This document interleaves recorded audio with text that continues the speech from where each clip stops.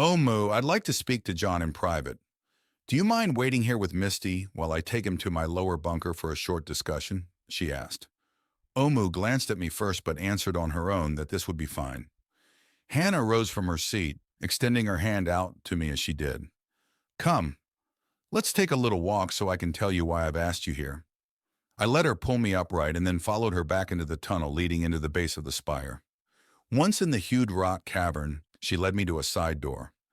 Inside was a compact stairwell that switched back around repeatedly, extending deep into the darkness below.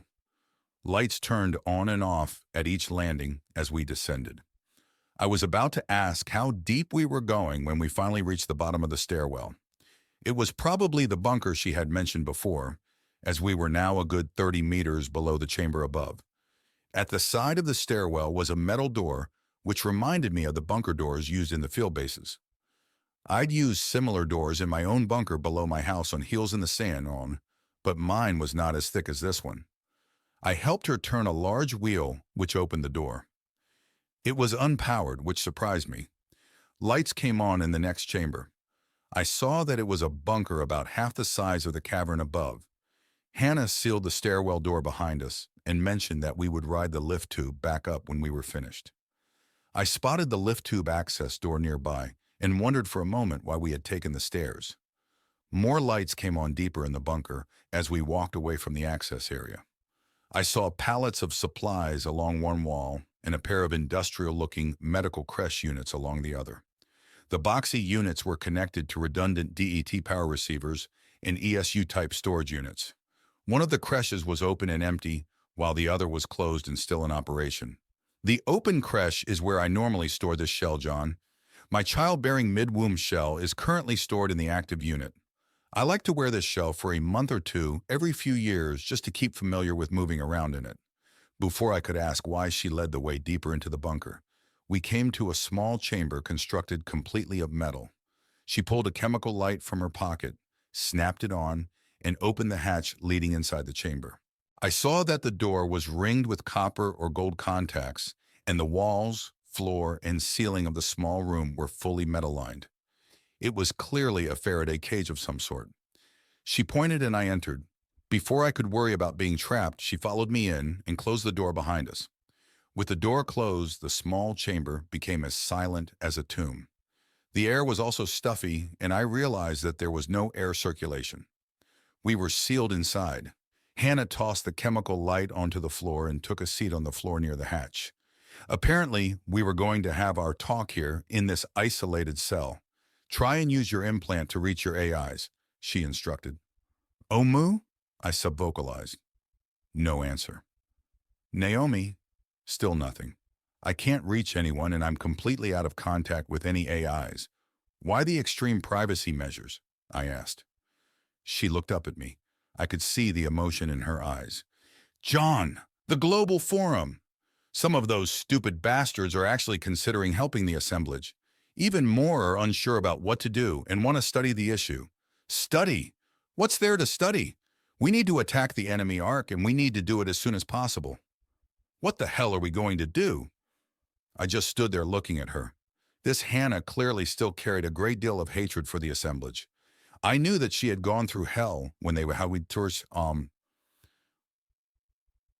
had first attacked. I also knew that only this clone had had the full memories of that trauma restored after they had been removed from the original Hannah during her biosuspension. But that had happened nearly 2 centuries ago. She should have gotten over it somewhat by now. The woman in front of me was almost in a panic. I slid to the floor and sat beside her. I put one arm around her and pulled her close while my other hand found hers and gave it a squeeze. Hannah, before I tell you that everything will be all right, why are you so upset? I know you suffered greatly, but the attack happened over 1,100 years ago. I don't mean to belittle what you went through, but you've been awake for nearly 2 centuries. That's a lot of time to learn to live with the trauma. Did something happen more recently? She shook her head.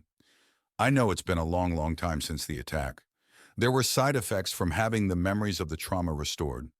They are now forever near the forefront of my thoughts. I can't forget about them or let them fade away. She paused for a moment as if gathering her thoughts. Understand, I don't want to forget them completely. I want to remember. I need to remember so I can act when the time comes. But sometimes I would like to not have the memories consume me as much as they do. She leaned against me and took a deep breath, bowing her head. Did you know that I have to use my augment almost every night just to not have nightmares? To this day, I still need to do that simply to get a good night's sleep. The AIs have offered to try new memory adjustments, but I won't let them. I had not been aware of that. The poor girl. No wonder she had always been twitchy at times. She went on, "That's part of why I chose the profession of a midwomb. Bringing new life into the world helps. It gives me something positive to focus on. It reminds me that we are fighting back and growing stronger and more numerous every day. It gave me purpose and hope." I felt the wetness of her tears on my shoulder. I reached up in the dim glow and brushed the hair from her face. I caressed her chin and guided her still bowed face up and towards me. "Hannah, I promise that humanity will never cooperate or join with the assemblage. I will never allow it. You have my word." She stared into my soul, trying to discern the truth of my statement. Finally, she relaxed. "So it's true. You have full control over all the AIs in the system. I'd suspected it back when we lived together. More recently, I've heard new rumblings and discussions. I decided I owed Hannah the full truth. Yes, I have full control over Naomi, and that AI still is the overall authority over all the other AIs in the system, even any newly created intelligences," I explained. "And you promise to keep resisting the assemblage?" she asked again. "Yes, I'd already decided. I intend to see the assemblage arc destroyed well before it reaches our solar system. I will ensure that this happens regardless of how humanity votes in the next global forum. Also, I won't allow them to keep delaying a decision until it's too late to act." "You would go against the will of the forum if they voted to not attack?" she asked. "If it came to that, yes, I would. I hope to ensure they vote the way I want, though. Naomi will help me use the AIs to sway public opinion if we need to. Hell, your surprise testimony at the Global Forum has already laid the groundwork for convincing everyone to vote the way we want already." I felt her relax. After a long moment of silence, she continued, "I knew I could count on you." "Thank you, Jon. I'm so relieved." "Just out of curiosity, what would you have done if I wasn't able to stop humanity from allying with the assemblage?" "Well, my first plan would have been to beg, borrow, or steal my way into a spot on the crew of the Gambito before it leaves on its interstellar mission. I'd leave the system behind and help protect the new one we'd eventually colonize. Fuck these idiots left behind who chose to vote so stupidly." I chuckled. She wasn't finished.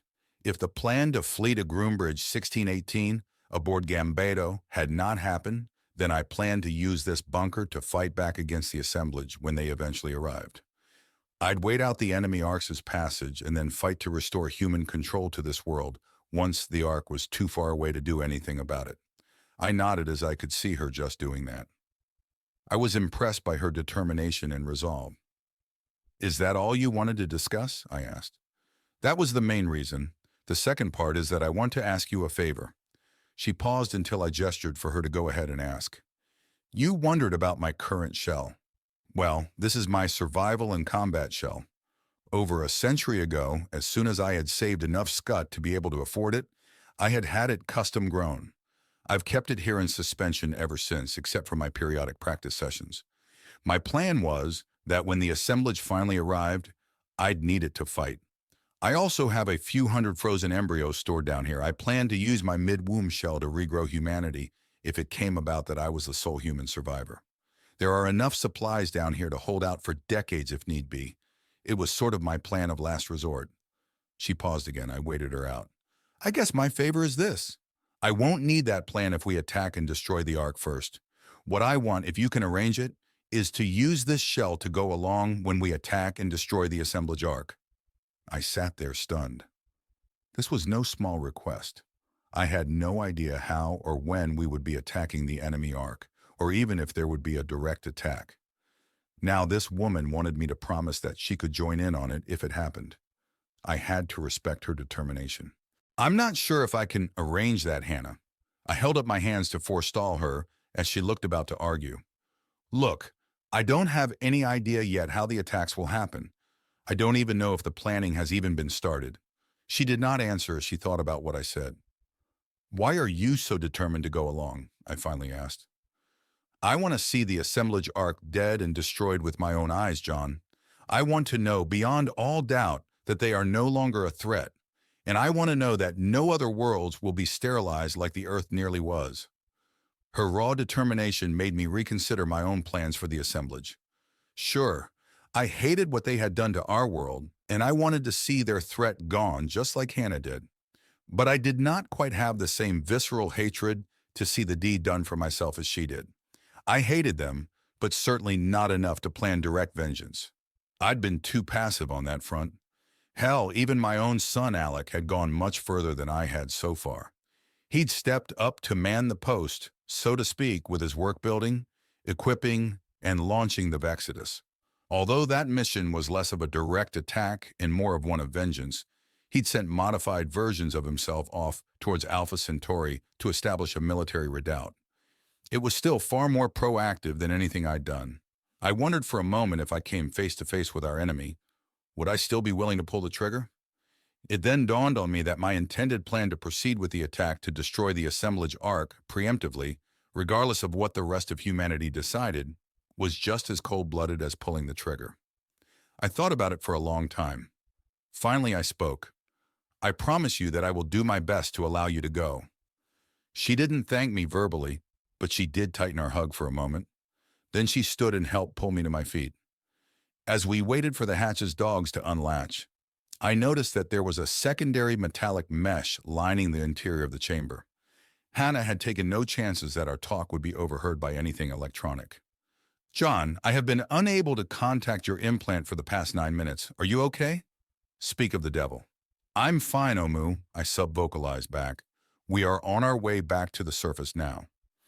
"Hannah, why did you not want our talk overheard by Omu or any other AI?" I asked as we walked towards the lift tube. She looked at me with a bit of embarrassment.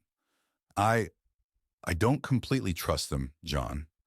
Even after all these years, I remember how the field-based AI had messed with me when I had stumbled upon its base. When I had had my memories restored, I learned details about everything which it had done to me. "Did you know I'd been pregnant when I had been placed in biosuspension?" She took my sudden surprised expression as a negative and went on. "I had been carrying a 2-month-old fetus. Its father had been the man who had killed my family and kept me as his rape slave in a hole in the ground for months after the first attack. After I had found shelter in the enemy base, the agent AI had destroyed the fetus when it erased most of my memories. Its reasoning had been that the baby would have been born with defects and that it had wanted to spare me the additional burden and trauma." She stopped walking and turned to face me, taking my hands in hers. "Jon, understand that I am not completely unhappy with what the machine did to me back then, and I understand its logic. But it made those decisions based upon logic alone. My beliefs and wishes had nothing to do with it. Shit, it could have fixed any defects in the baby in my womb." She took a deep breath, trying to regain control. "They are machines, and we are flawed humans. I know this. They have now been programmed to obey and protect, but they are not human." She stopped at that point and just shrugged, struggling to find the words to describe her feelings. Eventually, she shook her head and we returned to walking to the lift. All I could think of was what had happened to me 10 years ago in that cave in China. The day that Naomi had ignored my instructions to save the lives of 2 dying children instead of my own. I knew exactly what Hannah was feeling. She had learned the same lesson I had. In that way, we were kindred spirits. That night, we prepared and ate supper using Hannah's outdoor kitchen and patio. The main course was baked, freshly caught trout. Hannah had instructed me to use the fishing gear stored in her garden shed to go catch something for supper. She had smiled when I had expressed my doubts that I could do so in the limited daylight remaining. I soon learned why.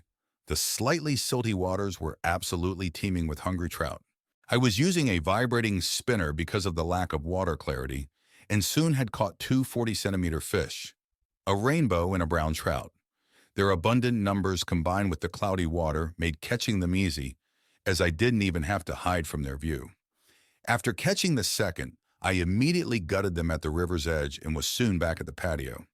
Hannah gave me the task of baking the fish, as she was busy preparing a late-season garden salad of diced onions with sliced tomatoes and cucumbers. I was an old hand at cooking over an open fire and prepared the trout with butter, onions, lemon, and pepper. They were sealed in foil packets and tossed onto the spread-out coals to bake. For dessert, I prepared campfire muffins. This was simply muffin batter placed into empty orange peels. I made a drizzle glaze with the orange juice. 10 minutes before dessert time, all I had to do was place the foil-covered oranges onto the coals to bake. Once they were done, I'd carefully open the peels and drizzle the glaze on top. The meal was delicious, and the setting of the outdoor patio, lit by lanterns and a ring of torches, was magical. We finished cleaning up the mess just as full darkness set in. I stoked up the cook pit fire with an armload's worth of dry, split hardwood, and soon had a roaring bonfire going, which allowed us to turn off the electric lanterns. The firelight reflecting off the massive stone slabs all around us was an amazing scene. Hannah dug out a jug of her homemade wine from the garden shed, where it had been aging, and we passed it back and forth. The sweet ambrosia packed a punch, and soon both of us were flushed and tipsy. She started to sing campfire songs and soon had me accompanying her. Soon we were dancing around and laughing as we sang. Our 100-meter-tall shadows formed a moving backdrop, while the sounds echoing off the stone walls made a choir of our duet. We tried to get Omu to join us, but she refused. Later, after we had sung and danced ourselves nearly sober, the android did entertain us by reading ancient, pre-reset poetry. I quickly realized that her selections were all related to camping and the outdoors. The final verse was a simple 4-line poem by Ralph Waldo Emerson. Teach me your mood, O patient stars indeed. An hour before midnight, we rode the lift back up to her spire-top lodge. Omu agreed to stay behind and douse the embers of the bonfire. Misty stayed with the android to oversee the work. We discussed camping in a tent down by the river, but I'd chosen Hannah's high loft after she had described the sunrises we could expect to see from that lofty perch. After we showered in her tiny bathroom, individually, we made our way up to her loft bed. Omu and Misty had made it back up to the lodge by then, and the dog was now lying at the foot of Hannah's bed. I had to laugh when 5 minutes after commencing our foreplay, we were interrupted by the dog loudly humping his stuffed toy and growling. Is he jealous of me being here? I whispered to Hannah. Probably. I'll take care of it. She then said more loudly, Misty, hump! I looked down to see the dog suddenly stiffen up and freeze. After a few seconds, it relaxed and slumped down, falling to sleep almost instantly. What did you do? I asked Hannah. Giggling at my worried look, she said, he lives here alone and never gets any relief for his male doggy urges, so I downloaded a compressed virtual routine into his augment. It runs at an accelerated 20-to-1 time ratio and is basically a simulated canine mating program. He's just tuckered himself out after having simulated doggy sex with a hot virtual bitch. Imagine that. I wondered if I could find something like that to download into Ticklefin's augment back at heels. A half hour later, Hannah had tired me out and I joined the dog in satisfied slumber. The real thing was better than simulated any day. I stayed with Hannah for a few more days. We hiked the old trail routes of the national park and saw some impressive natural wonders. Some of the narrow ravines were only a few meters wide, yet had rock walls extending up each side over 100 meters above our heads. We also got wet a lot in the cold streams and creeks running through the bottoms of the formations as the footing was often slippery.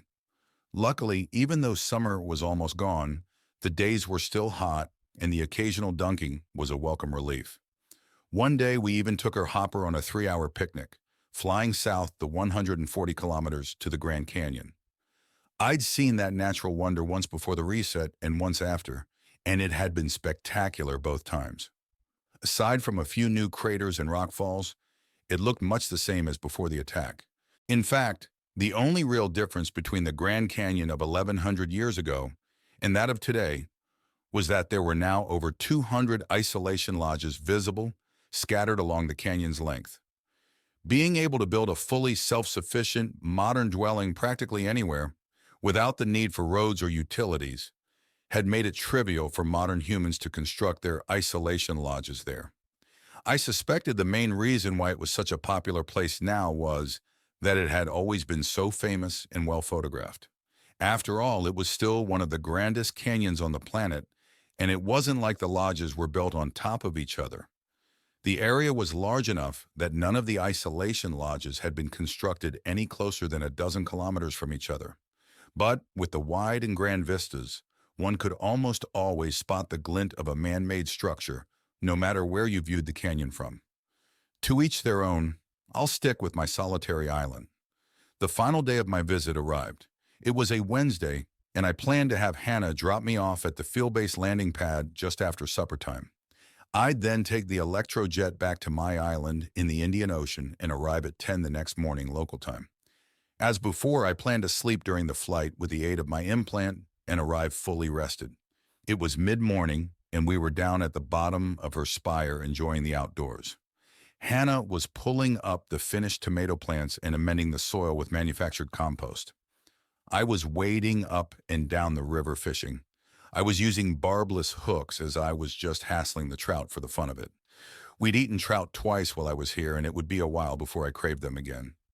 Omu and Misty were playing on the banks while keeping near me in case I caught something interesting or slipped in the water. It wasn't to save me. Well, Omu probably would have.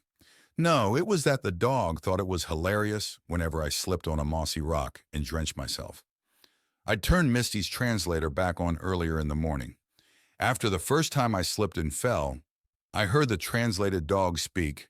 Man fall. Bark, bark. Ha ha ha ha, funny. Bark, bark, bark. Clumsy man.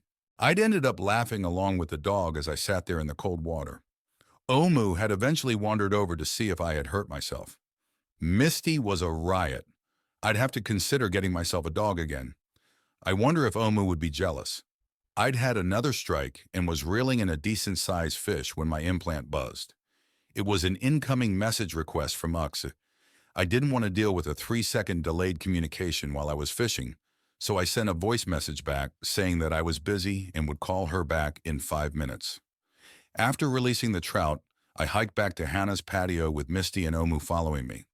The dog went to check on his master working in the garden, while Omu and I took a seat on the stone bench in the patio. I sent a message back to my former partner, saying I was now available to talk. I predicted she was calling to say goodbye because she was finally relocating to Mars. Instead of a full virtual call, Ux answered via voice channel only. John, I tried to reach you at your island. Are you traveling? Yes, I'm visiting Hannah Vinitsi at her isolation lodge in Old Utah. I'll be back on my island tomorrow. I take it that you are still at the lunar L2 space station. The nearly 10-second delay before her response confirmed it before her actual answer. Yes, I'm going to be leaving for Mars soon and wanted to touch base with you before I left. Your trace shows you're outside right now. If you are, send me your exact full precision global coordinates.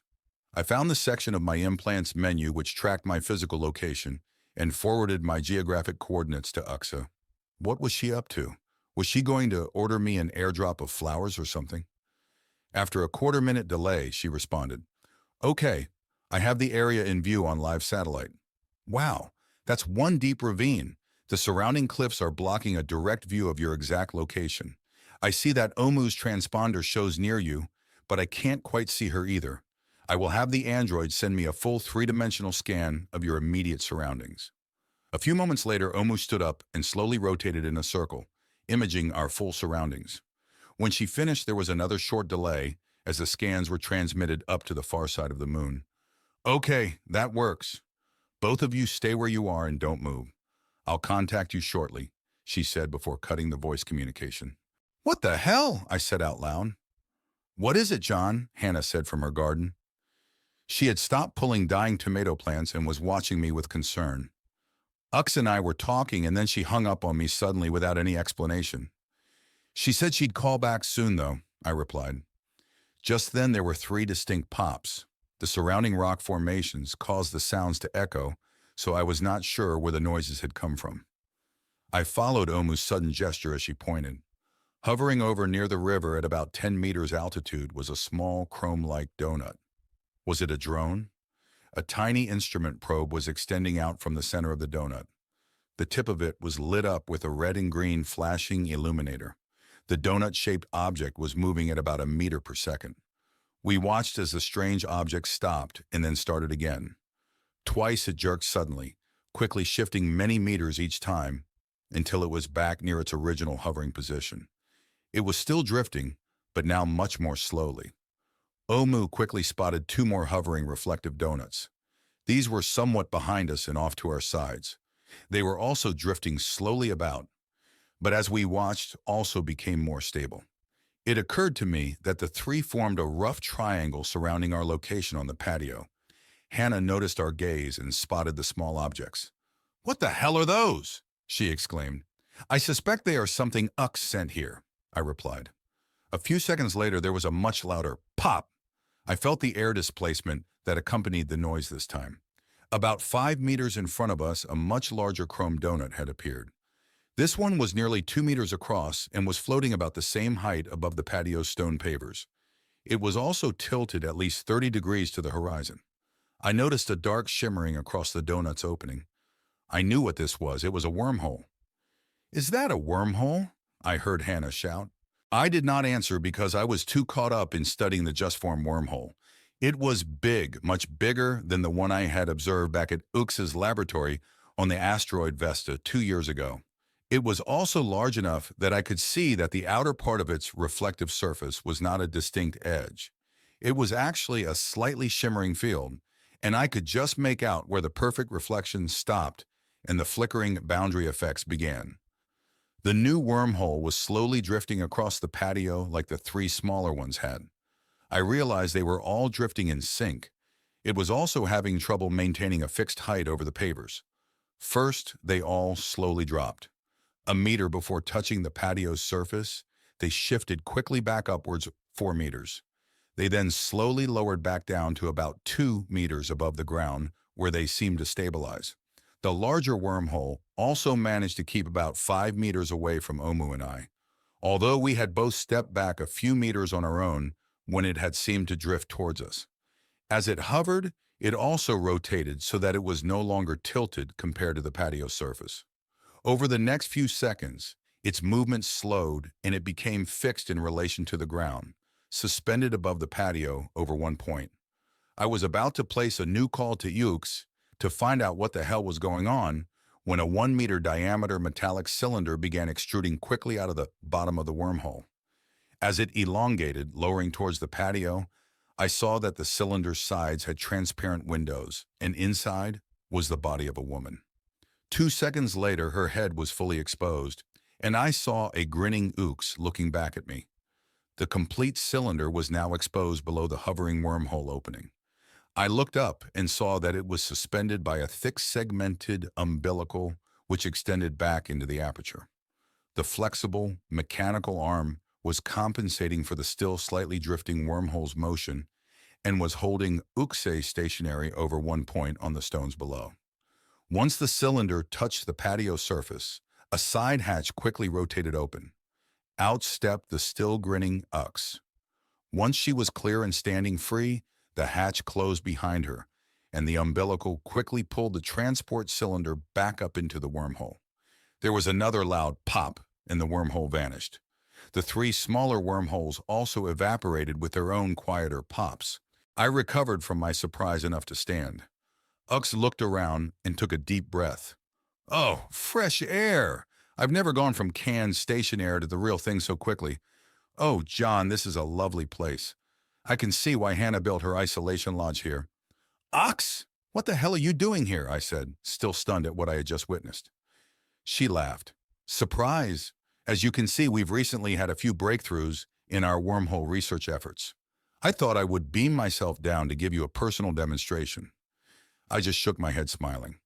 Ux had loved the old Star Trek series when I had first watched them with her 180 years ago.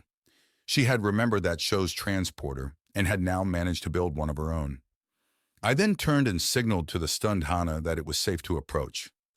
After I'd introduced Ux to Hannah, we'd ridden the lift up to the Spiretop Lodge and were now sitting out on the exterior balcony, taking in the view over coffee.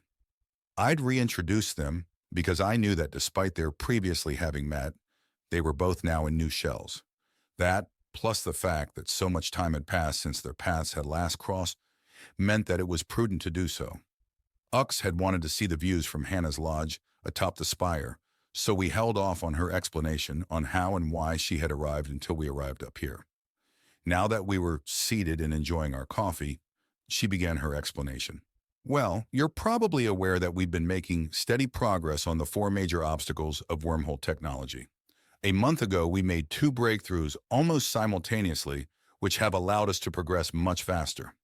A week ago, we concluded fully testing both breakthroughs and deemed them safe enough to begin using wormhole technology to transport humans, she explained. Why wasn't this included in your testimony to the Global Forum 13 days ago? I asked. We run up against many dead ends in our research and often have to backtrack. This means that we usually delay announcing any new breakthroughs until at least a month or 2 has passes. We do this to keep from giving false hopes or to cause panic over major setbacks. I nodded as she paused and turned to Hannah. Hannah, I know Jon is familiar with the 4 major issues we've faced developing wormhole technology. But what about you? Would you like me to go over the basics? Would you please? Hannah replied. Okay. The first issue was enlarging the original small size of the wormhole opening. When I discovered how to create wormholes, I could only make them about 30 centimeters across. This was far too small to be practical or to transport a human being. A big part of our research has been on how to increase the size of the wormhole aperture. The second issue was the relatively short distance between the wormhole's creation point and its terminus. Until recently, this maxed out at a bit over 1,000 kilometers. We need this to be much, much further. The third major problem was the high amount of energy it took to hold open the wormhole once it was created. We couldn't hold them open and stable for very long due to those energy constraints. Finally, the last major issue we needed to solve was overcoming the problem of spatial momentum. This problem manifested on my original wormholes by causing the terminus point of the wormhole to move through space with the same vector and momentum as the generation point. She paused a moment. Her face took on the blank look that meant she was accessing her implant. I'm sending you the detailed beginner's tutorial virtual. If you really want to truly understand the issues, run the tutorial. It runs at a 30-to-1 time ratio, so it will only take a few minutes real time to process. Hannah thanked Ux and said that she would do so right away, and shortly her shell took on the distant look of someone off in virtual. While Hannah was running the virtual, Ux and I chatted and just enjoyed the view. I told her about the old national park that had existed here before the reset and pointed out a few of the better-known landmarks. I was surprised that even though it had been well over 150 years, she remembered the area in detail. I also told Ux why Hannah had wanted me to visit. I finished with the part about Hannah begging me to be allowed to join the attack on the assemblage arc. There is still a long way to go before we are ready to plan any attacks, Jon, Ux said. I raised my hands. I know. It also surprised me. I told her that I'd do what I could. Although with the progress we are making, it's probably not too soon to begin planning such things with Praxia, Ux admitted. We were silent a moment as we thought. Finally, Ux asked what was probably on both of our minds. Have you spoken of this with Alec? I shook my head. It's been a long time since the departure of Vexatus. He no longer suffers melancholy over the circumstances of its departure, Jon. He will want to be involved, Ux said. I slowly nodded. Ux was right. It had been 27 years and our son would once again want to be involved. Also, as much as I hated to admit it, he was also eminently qualified. When it's time, I'll contact him, I conceded. Hannah's virtual tutorial finished and she rejoined us in the present, turning our attention back to present matters. Interesting, was her only comment. Ux resumed her explanation. As you can see, the wormhole that brought me here was over 2 meters in diameter. Previously, they were limited to about 1/2 of a meter. We've made good progress on increasing the tunnel diameter and have even tested a 10-meter wormhole recently. Would we even be able to understand how you solved these issues? I interrupted. Ux thought for a moment and then smirked slightly. I think I can simplify it enough. The basic answer to the size problem is that we figured out how to create a wormhole inside a wormhole. The two repel each other, with the inner being mostly incompressible, which forces the outer to grow larger. We can continue enlarging the outer shells by creating additional inner wormholes. Once the outermost is the size we need, we stabilize it and collapse the inner wormholes. That sounded simple enough. I looked at Hannah and we both nodded for Ux to continue. The distance issue between wormhole creation and terminus points has been partially solved.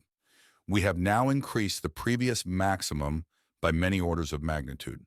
Currently, the record distance between the creation and terminus points is over 12 astronomical units. But we have plans in the works that should increase the range to at least half a dozen light-years distance. I looked at Hannah, who was as impressed with that revelation as I was. I saw the gleam in her eye that indicated that she also understood that distance meant we could soon reach the approaching assemblage arc. Uxie went on. Basically, we've determined how to inject a resonance into the primordial cosmic string pathways we use to form the wormholes. These resonances are recursive and self-reinforcing and allow the terminus point to bounce many multiples of the base length of the original wormhole. Currently, we've constructed the machinery to cause 5 overlapping resonance waves, which more than double the wormhole distance for each wave. To get a wormhole to where the assemblage arc currently is located would take 11 overlapping resonance waves. Building the hardware needed to produce so many synchronized waves is currently estimated to take 2 to 4 years. But the key takeaway is that we should be able to do it. The simulations have been successful. I shook my head, amazed at the news. Ux went on. The energy requirements to keep the wormholes open are still enormous, but we are steadily making progress on reducing that. Coincidentally, when we started to cause the vestigial cosmic string pathways to resonate to increase the distance between points, the energy usage needed to keep the wormholes stable sometimes also decreased. This pointed our research in a direction that eventually found that supplying the energy with just the right frequency reduced the power required to maintain the stable interface. We have a few working theories that are promising, and we expect the power required to continue to trend downward. She paused a moment to see if we had any questions. Hannah nodded for her to continue. Finally, we come to the last major issue, which is how to alter the spatial momentum of the wormhole terminus as compared to that of its creation point, Ux said. Hannah interrupted. If you really just dropped into my canyon from beyond the far side of the moon, I assume you've solved that issue. The second Earth-Moon Lagrange point has to be moving through space quite a bit faster than the surface of the Earth. Ux smiled, pleased that at least one of us was smart enough to realize the obvious. That is correct, Hannah. We've not exactly solved the problem. It's more correct to say that we've developed hardware which can compensate for it. Let me transmit 2 images into your overlays, which will help illustrate how we can now compensate for the differences in momentum. A message appeared in my implant menu which contained the image files. The first opened into my Smart Iris overlay and showed a simplified schematic of a basic toroidal wormhole generator, similar to the one I had witnessed in operation back on Vesta. This is a standard wormhole formation coil. It is basically a toroidal particle accelerator. The difference from the simple particle accelerators of the past is that these coils accelerate particles of exotic matter. Spinning the particles fast enough stimulate the vestigial cosmic string pathways into producing a transversal wormhole. The energy levels of the particles determine the distance between the creation point of the wormhole and its terminus. As you know, the wormholes created with the standard generators are spatially locked. Any spatial momentum existing at the location of the wormhole creation point is duplicated at its terminus point. Thus, a standard wormhole created at the OL2 point and targeted upon the Earth's surface would have a terminus that would be moving at L2 speeds, or about 4,271 kilometers per hour, as compared to the Earth's surface. Much too fast to be of much use, except perhaps as a weapon. I considered that and shuddered. I had never imagined what would happen if a wormhole point passed through a target at a high rate of speed. It would likely tear it apart, or blow up the wormhole machinery. Eeks noted my expression. We've tested it. It's a hell of a one-shot, but the feedback explosion is substantial. The second image opened in my overlay. Now the standard wormhole torus was augmented by a dozen additional toroidal-shaped coils. The additional coils were mounted at right angles to the first and equally spaced around its circumference. The resulting object looked like a choke coil, a conducting ring wrapped in turn by smaller rings of continuous wire used in old electronics. Moving arrows appeared on the diagram showing these new coils were also accelerators. The direction of rotation was aligned across them all. It was like they were forcing or pumping something through the main coil's aperture.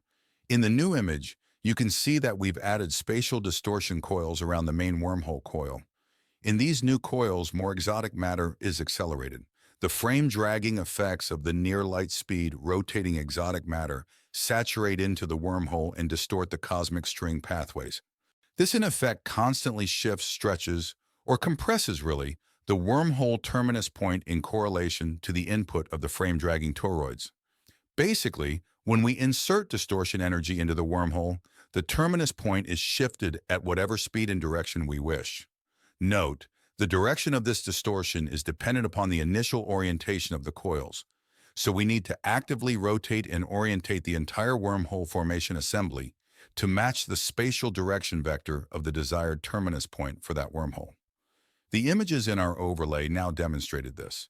The weird entwined coil assembly rotated around gimbals and activated. Nearby, a wormhole terminus point appeared. This point was moving at the same speed and along the same vector as the machine was currently orientated. I was impressed. Calculating the proper orientation and speed must have been incredibly complicated. I needed to verify what I was seeing.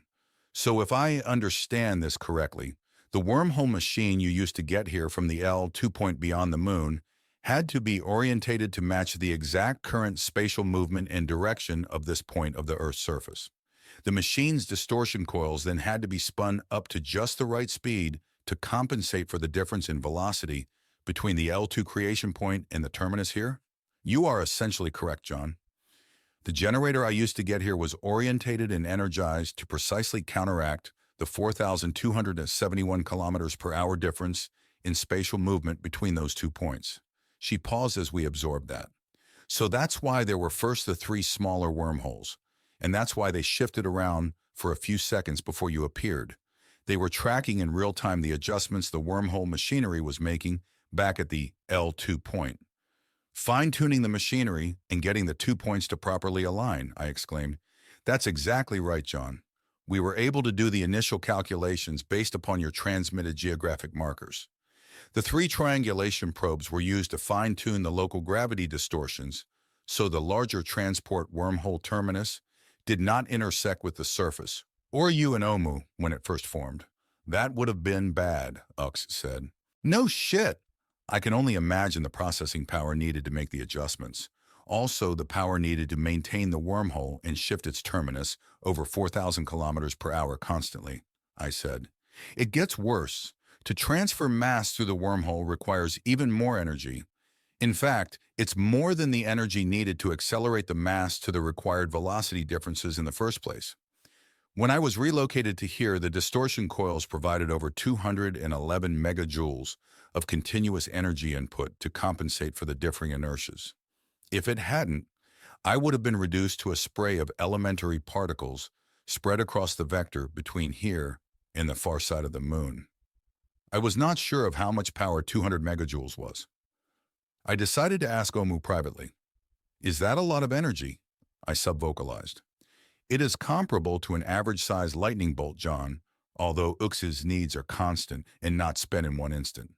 Our current energy production methods can easily supply quantities in those amounts. Good, I thought. Hannah was also thinking about what Uxa had just said. Ixe, if we are to attack the enemy arc directly, it will take a whole lot more energy to compensate for a 7% of light speed difference, right? She asked. Ux nodded. Yes, Hannah. To stretch a wormhole to match the current speed of the assemblage will require an enormous amount of energy. To give an example, let's assume we send a very small device of only 1 ton. To match the arc's spatial momentum would require distortion effects with a constant energy input of 2. 53 E plus 17 joules, or roughly 254 trillion megajoules. This is equal to a constant energy input of 1.58 x 1029 electron volts, or roughly 60 megatons of TNT equivalent constant output. Wow, I was barely able to grasp the power of a 60 megaton bomb going off, and that was an instant release. If I was to understand Yuxa correctly, she meant that the incredible power levels would need to be supplied and sustained for the entire duration in which the wormhole was active, and transferring its cargo of the 1-ton warhead. How the hell could we generate such power? We currently lack the means to generate such vast amounts of continuous energy output, although we are working on it. One promising potential solution is a series of massive atomic dynamos. These would basically be magnetoplasma, dynamic direct-coupled generators powered by the high-velocity exhaust of many contained fission chain reactions. She caught our glazed look. Think of a whole bunch of our current torch spaceships being used to power a big generator. Again, we are at least a year away from having a working prototype, she concluded. We had more questions, which Ux did her best to answer. As our talks wound down, Ux agreed to keep us in touch with her progress. She reminded us that the wormhole technology now allowed nearly instant travel to Mars. Smaller wormholes would also work to relay data and comms, so no more 6 to 46-minute round-trip signal delays. We would be able to keep in touch more easily and possibly even meet face-to-face despite the distance. This would likely improve the closer we came to being able to act offensively against the enemy. An hour later, and it was time for Ux to go. We shared a long hug and watched her move away from the lodge to meet her wormhole. Hannah and I stood on the upper balcony, while Ux stood on the hopper's vacated landing pad. The hopper was currently off hovering on autopilot 1,000 meters away to free up the space. Like had happened earlier, first, the 3 smaller targeting wormholes appeared. These floated in a wide pattern a few dozen meters over the platform, triangulating Ux's precise coordinates. Next, the larger transport wormhole appeared. I saw that this wormhole was far more stable than the previous one had been. The controlling AIs were learning quickly. The wormhole terminus lowered to a few meters above the platform, and the transport cylinder was sent through. Ux stepped inside as soon as the hatch was open. She turned and gave us a quick wave as the cylinder began rising back into the wormhole. I shook my head amazed at the realization that the moment the cylinder disappeared from our view, Ux was already at the L2 Lagrange point beyond the moon. 5 seconds later, I heard Yuxi's voice over the open communications channel reporting that she was safely back on board the lunar station. Hannah and I just acknowledged her message, both of us still slightly stunned at what we had just witnessed. What an amazing way to travel. It was so new that it had to be risky, despite Uxie saying they had tested it thoroughly. I wasn't sure if I was brave enough to try it if Uxie had offered. She had said that she wished she could transport Omu and me back to my island, but that they did not have the power reserves to do so quickly. It took 2 hours to recharge the machinery for each leg of the trip. I would need 2 trips, with the first being to the moon, and the second back to my island. Omu would require the same. That equaled 8 hours, which was longer than the jet flight. The jet was already waiting over at the base landing field, so we stuck with our original plan.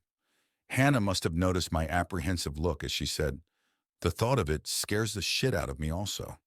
Just think, someday soon we might be able to step into something like that and be transported instantly over 8 light years to the enemy arc." I remained silent. It was clear that despite her apprehension of the new tech, she'd use it in an instant if it meant that the enemy would be neutralized. Maybe we needed more of her kind of determination in this new complacent world.